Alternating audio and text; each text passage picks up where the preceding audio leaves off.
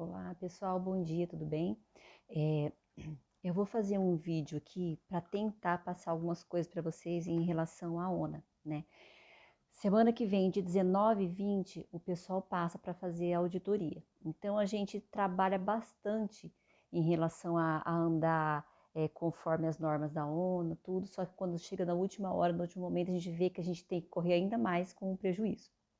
Então, a gente tem um manual que eu vou passar para vocês com os requisitos, que, que é mais ou menos isso aqui, ó. Tá? Dizer que estão riscadinho, tá tudo revisadinho, então é uma coisa, é bem grande, tá? Isso aqui é para o nível 1 que a gente vai continuar fazendo aquilo que a gente fazia, mas agora tá um pouquinho mais puxado. Tem alguns critérios a mais aqui que tá pegando, então a gente tem que tentar, é tudo riscado, estudando, para a gente poder conseguir fazer tudo certinho. Então, eu vou passar algumas coisas para vocês que foram feitos alguns protocolos, os últimos aqui, a gente tem que falar a mesma língua, tá? Então, assim, o último que eu acabei de fazer, que eu até passei para a Jane revisar, ela ainda vai dar uma olhada, ver se é isso mesmo. A ONA diz que a gente tem que estar preparado para pacientes que eles são depressivos, que tem risco de mutilação, de se machucar, e a gente tem que ter cuidado com aquilo que a gente tem na empresa, tipo o material pérfuro cortante, que é perigoso ele ir lá no postinho de enfermagem, pegar as agulhas e se machucar. Um exemplo, escada, de ir correndo e se jogar da escada. O que mais? Medicamentos, dele ter acesso à gaveta. Então, o que a gente está fazendo aqui? Eu estou tentando montar. A gente tem que ter a visão de tentar detectar essas pessoas e fazer com que o pior não aconteça. Então, tem que existir barreiras para que o paciente ele não consiga se machucar, mesmo que ele tente, ele não consiga. Então, assim, e nesse protocolo, a gente teve que levantar quais são essas pessoas, quais são essas possíveis pessoas. Então, eu vou tentar passar esse material para vocês. Eu vou imprimir e tentar deixar para alguns de vocês aí da unidade que lidam com o paciente, tá? Então, assim, tentar colocar a chave nas gavetas dos medicamentos, não pode estar aberto, porque mesmo que a pessoa tente pegar, ele não consiga. O pérfuro cortante tem que estar dentro do postinho de enfermagem ou aos nossos olhos para evitar que ele consiga pegar alguma coisa que possa se machucar, e tem que estar no nível alto. A escada tem que ter um parapeito alto e gente sempre monitorando, e tentar detectar essas pessoas para que, se a gente vê que elas estão ali na nossa unidade, para a gente tentar ficar de olho e cuidar mais, tá? Que são pessoas que têm lesão na pele, que você vê que se corta, assim, pessoas depressivas, com olhar distante, pessoas desse tipo assim, tá? Eu tentei levantar alguns, que é impossível a gente saber tudo, né? Só que a gente sabe que isso existe na nossa vida, ali na nossa rotina, a gente vê que chegam pessoas diferentes, graças a Deus nunca aconteceu, né? Só que se existe uma pauta, isso pode ser que tenha acontecido em outros lugares, então a gente tem que estar sempre esperto em relação a isso. Eu tô falando por que isso, gente? Tô falando para vocês saberem que isso existe, que esse protocolo ele existe, tá? Se algum dia alguém falar alguma coisa para vocês, vocês têm que saber que isso tem, tá? Que a gente tem uma política, a gente tem um protocolo em relação a isso, tá bom? Por isso que eu tô levantando aqui para vocês. A gente montou um protocolo também, que vai até finalizar hoje, que é em relação ao acordo entre os setores. Os setores, eles têm acordos. O que eu quero dizer com isso? Quando falta um funcionário para nós, a gente tem o RH que consegue fazer esse recrutamento. Então, na hora que o gestor viu que está na falta de funcionário, ele faz um requerimento para o RH e isso tem um prazo para ser cumprido, tá? Vou falar aqui uma coisa para vocês só aleatoriamente. Ele tem um prazo de 30 dias para conseguir esse funcionário para nós. Então, isso é um acordo. Quando eu faço um pedido lá para o almoxarifado, ele tem um prazo de 4 dias úteis, 7 dias úteis para me fornecer esse material. Tá? Então, tudo existe prazo, tudo. E a gente está montando isso para que fique claro e eu quero que vocês tenham conhecimento disso também, que tudo existe um prazo e existe um acordo. Isso vai ficar também lá no Quente, vai ficar de fácil acesso para todo mundo, tá? Isso está sendo finalizado hoje. Então, o que vocês têm que saber? Que esses acordos, eles existem, tá? Não é por isso que eu tô levantando aqui, tá bom? É um tópico grande, ó. Tá? Então, a gente tá montando e vai existir, já existe meio de boca, só que vai ficar no papel agora, tá bom? Muito se fala também, gente, sobre a gente atender o paciente com dignidade, respeito, respeitar as crenças deles, as limitações, as escolhas. Então, essa questão do preconceito, né? Então, fala-se muito isso também. A gente tem que atender, a gente já atende, só para vocês saberem que existe um documento, existe uma política em relação a isso, a tratar, a chamar o paciente como ele quer ser chamado. Se a gente olha para ele, a gente vê Dona Maria, mas ele quer ser chamado de Seu José, ele vai ser chamado de Seu José. Então, as escolhas religiosas, as escolhas se é um homossexual, se é um trans, se é qualquer tipo de diferença, qualquer tipo de situação, ele tem que ser respeitado. Existe uma política para isso também, tá?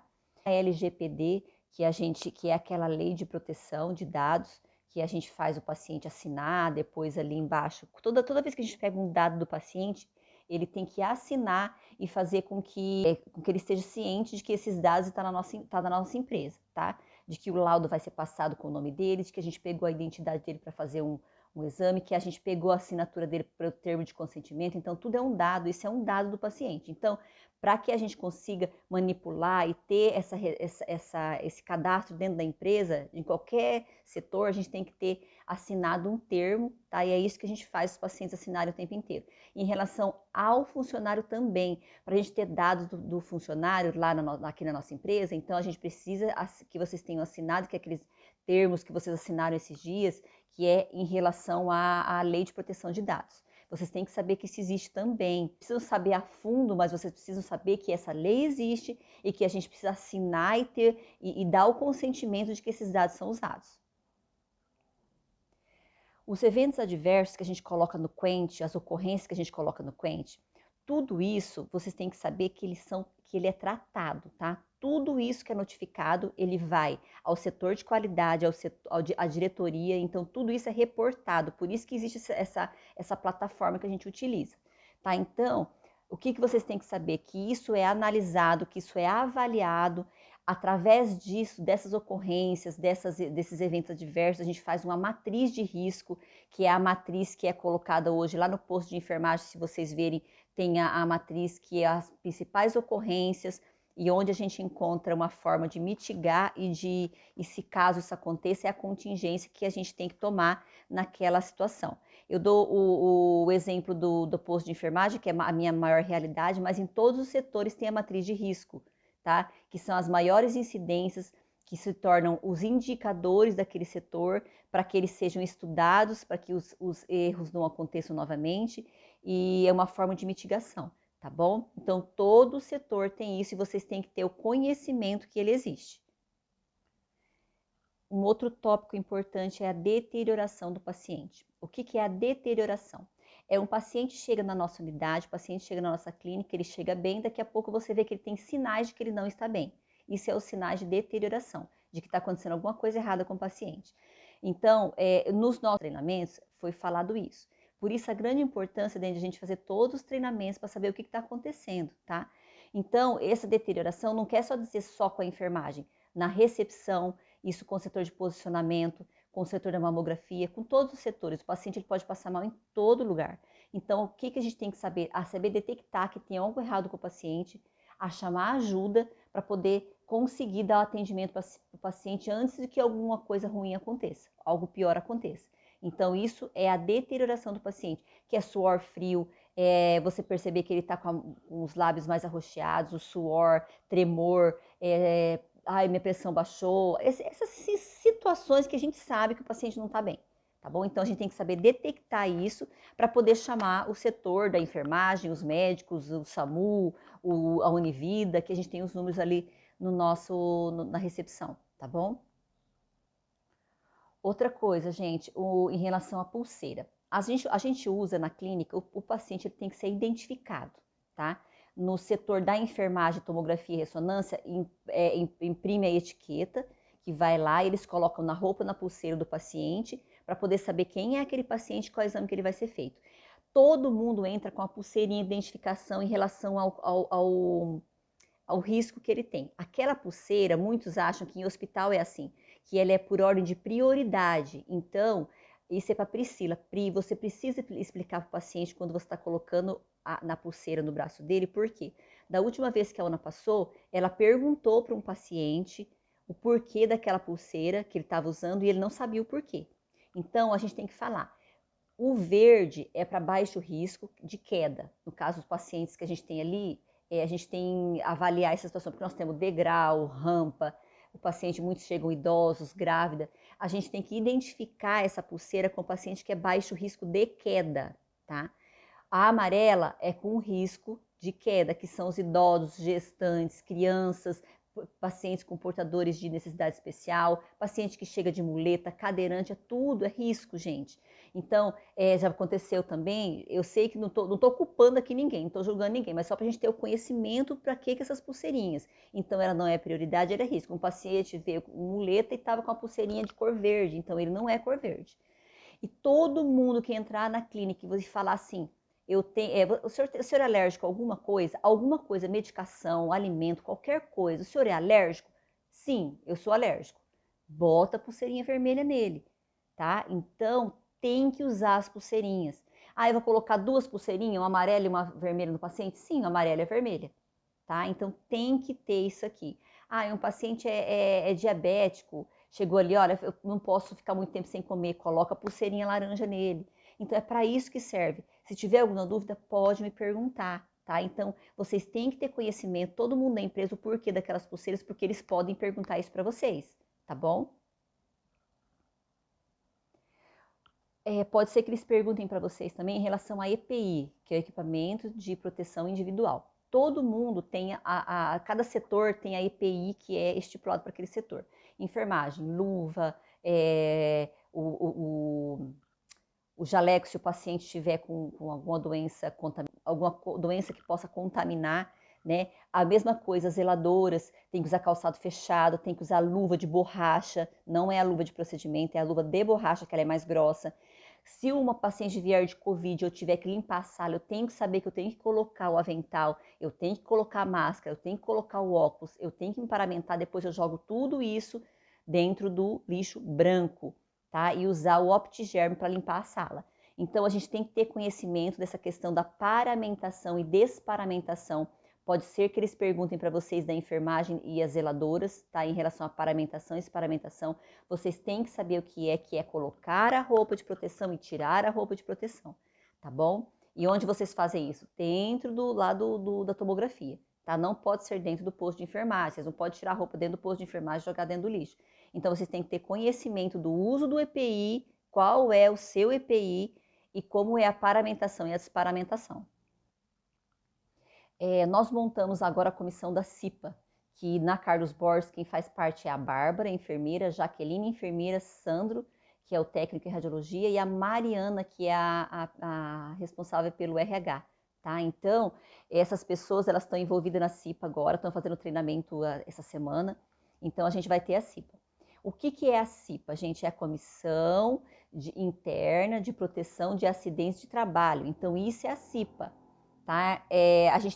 Essas pessoas elas vão cobrar para vocês se vocês estão sabendo usar o EPI, se vocês estão se sentando corretamente, se vocês estão com a iluminação correta para não causar doença do trabalho, se vocês estão sabendo lavar as mãos. Esse tipo de campanha que eles vão fazer, tá? Saúde mental, saúde do trabalhador, tudo isso vai envolver o pessoal da CIPA. Então, se vocês têm que ter ciência de que isso também existe, tá? Vocês têm que saber o que é a CIPA e quais são, para que ela existe dentro da empresa, tá? Isso é importante também.